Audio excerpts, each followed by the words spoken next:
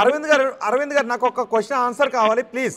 అరవింద్ అఘోరి గారు నాకు ఒక క్వశ్చన్కి ఆన్సర్ కావాలి. నేను ఒకసారి కంప్లీట్గా మీ దగ్గర అఘోరి తత్వం గురించి ఇవన్నీ కూడా తీసుకుంటాను, కానీ నాకు కొన్ని పాయింట్స్ కావాలి. అఘోరి కేవలం మంచు కొండల్లోనో ఎక్కడ గుహల్లోనే ఉండాలా, బయటికి ఇలాగా దిగంబరులుగా బయటకు వస్తే తప్ప, అఘోరి ఇలా అమ్మాయితో వెళ్తే తప్ప, ఈ రెండు తప్ప కాదా చెప్పండి ఒకసారి నాకు. చాలా క్లియర్గా చెప్తున్నానండి. అఘోరీలు కేవలం అడవుల్లోనే ఉండాలి, శ్మశానాల్లోనే ఉండాలి, హిమాలయాల్లోనే ఉండాలి అన్నటువంటిది ఏది కూడా నిబంధన కాదు.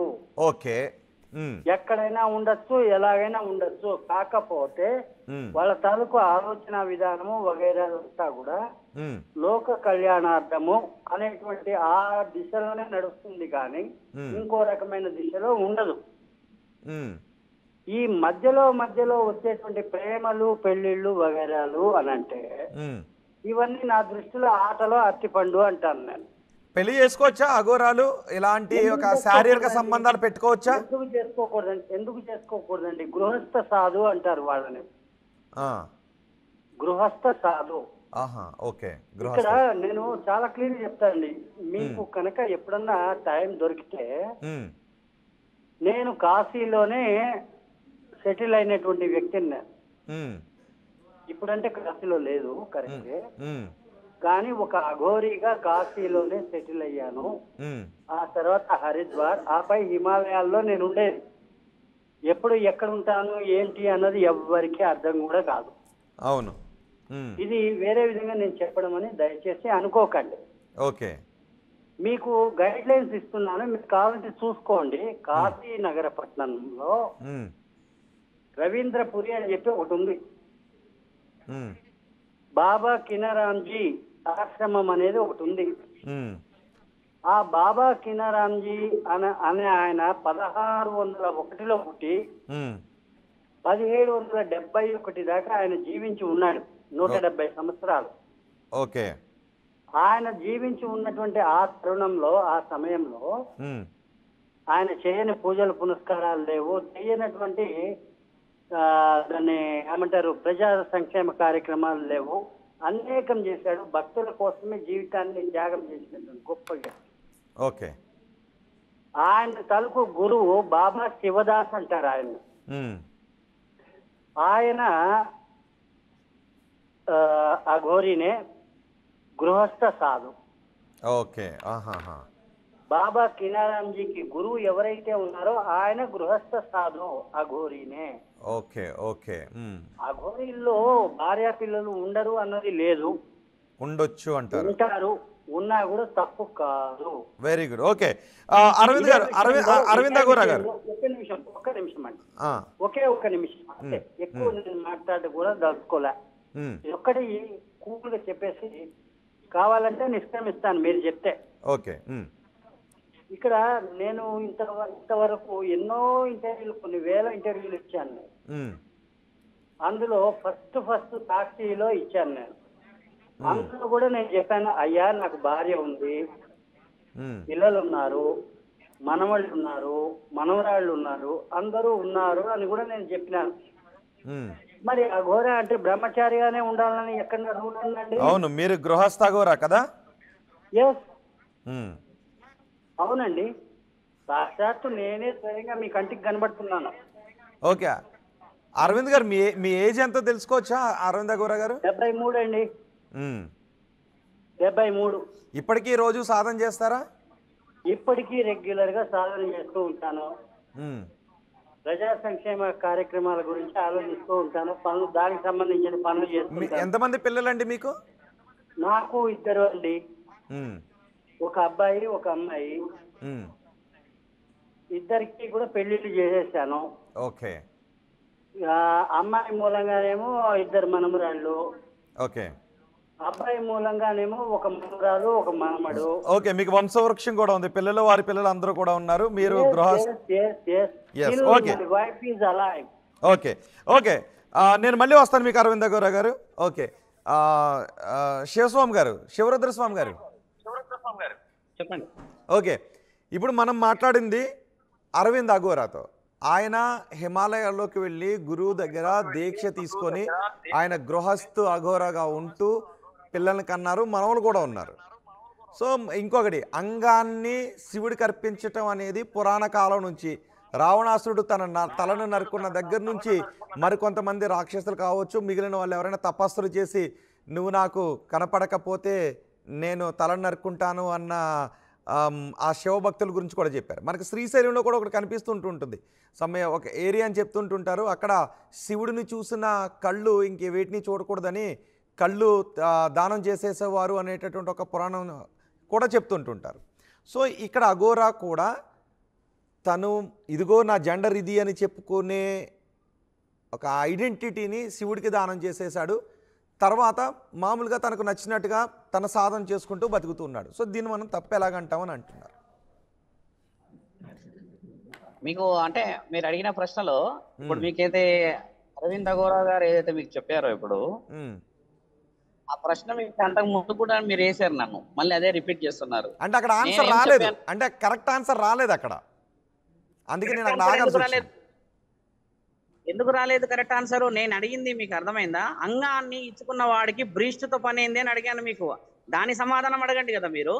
ఓకే, తప్పేంటి? పోనీ బ్రెస్ట్ పెట్టుకుంటే తప్పేంటి అంటవేంది మిత్రా? నీకు నేను అడిగిన తప్పేంటి? నువ్వు నన్ను అడగకు. బీయింగ్ యాంకర్ గా నీవు అడుగు. నువ్వు ధర్మకర్తల్ని మీరు అనుకున్న పెద్దవాళ్ళని అందరిని లైన్ లో తీసుకున్నప్పుడు మీరు అడగండి. నేను చెప్పిన ప్రశ్న నీకు ఆన్సర్ అప్పుడే ఇచ్చాను. ఎలా ఒక తత్వాన్ని తీసుకుని ఇంకో తత్వానికి పని ఏమిటి అంటున్నాను.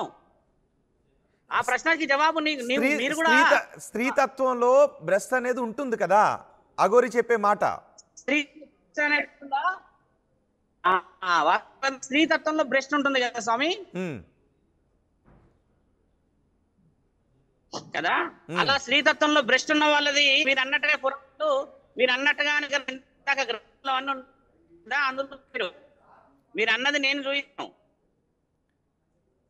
ప్రశ్న వేసేటప్పుడు కూడా ఆలోచనతో వేయండి స్వామి. ఈసుకుంటే తప్పేమిటి అని అంటే నేను అన్నది అది ఇవ్వడం తప్పని అనలేదు కదా. నేను అది ఇచ్చినాక మిగతా తత్వానికి మీ ఆడియో డిస్టర్బ్ అవుతుంది, మీ ఆడియో కట్ అవుతుంది. మీరు ముఖ్యమైన విషయాలన్నీ మాట్లాడకుండా స్వామి, మీరు అది తప్పేమిటి ఇది ఒప్పేమిటి అని అడుగుతున్నారు కదా. మీరు ఒక హ్యూమన్ గా ఆలోచించండి. శివరుద్ర స్వామి ఇక్కడ ఇక్కడ మాట్లాడుకుంటున్నది తప్పు, అఘోరి ఇది చేస్తే తప్పు అని అంటున్నారు. తప్పు కానిది చేస్తే ఒప్పే కదా, లేదంటే తప్పు కానిది చేస్తే ఇబ్బంది లేదు కదా. ఇప్పుడు అది తప్పా కాదా నాకు ఒకటి చెప్పండి. ఆయన బ్రెస్ట్ పెట్టుకోవడం తప్పా కాదా? తప్పు కాదని ఎవరన్నారు? అది ముమ్మాటికి తప్పే అని అంటున్నా కదా నేను. అలా ఆయన పెట్టుకొని స్త్రీతత్వంలోనే ఉండమంటున్నాం స్వామి. ఇప్పుడు పురుషతత్వంగా పెళ్లిలు తర్వాత నేను లోక కళ్యాణానికి వచ్చిన అన్న ఈ వర్షన్ ఎందుకు అంటున్నా నేను? ఉంటే ఏదో ఒక తత్వంలో ఉండాలి కదా. ఇప్పుడు అరవింద్ అఘోరా గారు మీతో ఏమన్నారు? ఒక తత్వానికి గృహస్థ అఘోర సాధనలో ఒక లక్ష్యము వంశ వృక్షము ఉందని ఎంత క్లారిటీగా మీకు చెప్పాడు. అంత క్లారిటీగా ఉన్నదా ఎల్లూరి శ్రీనివాస్ దగ్గర? మీరు అది చెప్పండి కదా. ఆ క్లారిటీనెస్ కోసమే కదా ఇప్పుడు మీరు నన్ను ఇంటర్వ్యూ తీసుకుంటున్నది, నేను మిమ్మల్ని అడుగుతున్నది. ఇప్పుడు వేరే వేరే వ్యక్తులందరం మనం అందరం కలిసి మాట్లాడుతుంది ఏంటంటే, అలా ఆయన తీసుకొని తలనే ఇచ్చుకోమని చెప్పండి, ఆయన అంగమే ఇచ్చుకోమని చెప్పండి. కానీ ఇచ్చుకున్న దానికి అర్థము బ్రీస్ట్ పెట్టుకున్నాక నువ్వు పురుషత్వం కాదు నేను స్త్రీతత్వంలో ఉన్నాను అన్నప్పుడు ఈ పెళ్లిల వ్యవహారము లోక కళ్యాణం అన్న పేరుతోని నేను అది చేశాను ఇది చేశానని చెప్పిన దానికి అర్థాలు ఏంది? మీరు అది కూడా చెప్పండి అంటున్నా కదా. శాసనంలో రాసిందా మరి? ఇది మీరు అన్నట్టుగా ఏదైనా శరీరంలో ఇచ్చేయచ్చు, గుండె కూడా ఇచ్చేయచ్చు, శరీరంలో తల కూడా ఇచ్చేయచ్చు. ఆ హక్కు ఉంది మనకి. కానీ దాని తర్వాత దాన్నే పాటించుకుంటూ పోయే హక్కు లేదా? దానికి వేరే వేరే అర్థాలు తెచ్చేసి అదే నిజమైన అర్థం అని అంటే నమ్మేయాలా? అది ధర్మం కాదు అంటున్నాను. ఎల్లూరి శ్రీనివాస్ సంఘం ఇయ్యడం గురించి అని నేను ఇంతవరకు కూడా ఎక్కడ ఆపలే. నేను అఘోరా తత్వంలో ఉన్న లక్షణ సాధిత్వాన్ని గురించి మాట్లాడాము. అలా ఎల్లు ఓకే, నువ్వు ధర్మంగా ఉన్నావు ఓకే. ఇప్పుడు ఒక వ్యక్తిని ఉద్దేశించి మాట్లాడకుండా ధర్మాన్ని ఉద్దేశించే మాట్లాడాలి. ఇక్కడ మీరు అడిగిన ప్రశ్నలు కూడా అవే కదా. కాబట్టి ఎల్లూరి శ్రీనివాస్ బ్రీస్ట్ ఇంప్లాంటేషన్ చేసుకున్న తర్వాత శ్రీతత్వంలోనే ఉండండి అంటున్నాను. అతను ఏ తత్వంలో ఉన్నాడు? ఇప్పుడు తత్వంలో ఉన్నాడు. మీకు తెలియదా శంకర్? ఆయన ఏ తత్వంలో ఉన్నాడు? పురుష తత్వంలోనే ఉన్నాడని చెప్తున్నారు కదా, నిన్ననే చెప్పారు కదా ఛానల్లో. ఇప్పుడు పురుషతత్వం అంటే ఏంటి? పురుషతత్వం అంటే ఏమిటి? స్త్రీ యొక్క ఇవి ఈయనకి కాదు. పురుషతత్వం అనేది ఇప్పుడు గృహస్థ సాధనలో ఉండే వాళ్ళది పురుషతత్వం, అవునా కదా? ఆ గృహస్థ సాధనలో మరి ఆయన లేడు కదా, ఇప్పుడు అంగం ఇచ్చేసిన వాడు గృహస్థ సాధకుడు కూడా కాదు కదా. ఓకే, గృహస్థు కూడా కాదు. అప్పుడు ఇద్దరు స్త్రీలు, ఆయన అఘోరి స్త్రీతత్వంలోనే ఉన్నాడు, ఆమెతో మరో స్త్రీ కలిసి ఉంటే వాళ్ళు దాని పెళ్ళి అనుకుంటారో వాళ్ళు ఏదోటి అనుకుంటారు. కానీ వాళ్ళిద్దరు అలా ఉండడం వాళ్ళ ఇష్టం. నేను అడుగుతుంది ఏంటంటే, ఈ సాధన లక్ష్యం అఘోరా అని పేరు పెట్టుకున్నప్పుడు సాధిత్వంలో అంటే శివరుద్ర స్వామి మీరు డ్రైవ్ చేస్తున్నారా? శివరుద్ర స్వామి అంటే మీరు డ్రైవ్ చేస్తున్నారా? డ్రైవర్ డ్రైవ్ చేస్తున్నారా? నేను లేదు, పక్కన వేరే వాళ్ళు నేను కూర్చున్నాను. ఇప్పుడు మీరు అన్నట్టుగా ఏంటంటే స్వామి, సాధన లక్ష్యంలో ఇలాంటివి లేవు. మీరు అన్నట్టుగా గృహస్థ సాధువు అని చెప్పుకో, నువ్వు పెళ్లి చేసుకొని సంసారంతో ఉండవచ్చు, అది హక్కు. ఈ రోజు పీఠాధిపతులకి, బ్రాహ్మణులకి, పౌరహిత్యంలో చేసే అందులకి, సాధు సంతులందరికీ కూడా పెళ్లిలే ఉన్నాయి. ఆ విషయం వేరు. శ్రీనివాస్ విషయం వేరు. శ్రీనివాసు మొదట చెప్పింది ఏంది? నాగ సాధువు, హిమాలయ నుంచి వచ్చాను, తర్వాత అఘోర, బ్రహ్మ, విష్ణు, పరమేశ్వర అన్నాడు, ఆ తర్వాత లోక కళ్యాణం అని అన్నాడు, ఆ తర్వాత స్త్రీ గురించి నేను రక్షణ కోసం వచ్చాను అన్నాడు, ఆ తర్వాత కులాంతర మతాంతర మాటలు వదిలిపెట్టేశాడు, వాళ్ళని వీళ్ళని ఏదో చేస్తా అని. ఇన్ని చేసిన తర్వాత ఆఖరికి ఏం చేశాడు? ఆయన గారు ఒక అమ్మాయి మెడలో తాళి కట్టారు. ఆ తర్వాత అక్కడ నుంచి గొడవలు మొదలైనవి. ఆయన తాళి కట్టడం కూడా ఇక్కడ తప్పు కాదు, బాగా గుర్తుపెట్టుకోండి నా మాట. తప్పల్లా సాధకుడు చేయాల్సినది ఆ తల్లిదండ్రుల నుంచి, సమాజం నుంచి కావాల్సిన మర్యాదలకు అనుకూలంగా పోవడము. ప్రపంచంలో ఏ మూల ఏ క్షణం ఏం జరుగుతుందో వేగంగా తెలుసుకోవడానికి తొలి వెలుగు వాట్సాప్ ఛానల్ని ఫాలో చేయండి.